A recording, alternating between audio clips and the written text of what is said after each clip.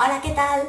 Avui us vull ensenyar a fer un material molt senzillet per treballar les emocions amb els més pequis i les més peques de casa.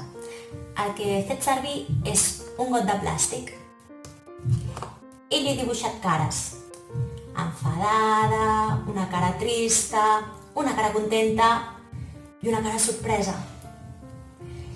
Aleshores, el que he fet servir també és el got que vam utilitzar per fer la llanterna d'ombres.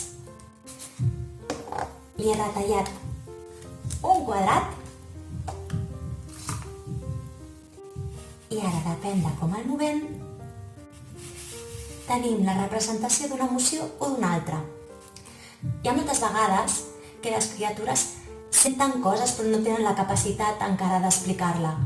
Així doncs, si veieu que els hi passa alguna cosa, els hi podeu preguntar: què et sents així? Estàs trist? Estàs trista? Que estàs enfadat o enfadada? I potser visualment tenen més facilitat per dir: sí, estic així, o no, estic així. Espero que us hagi ajudat. Com veieu,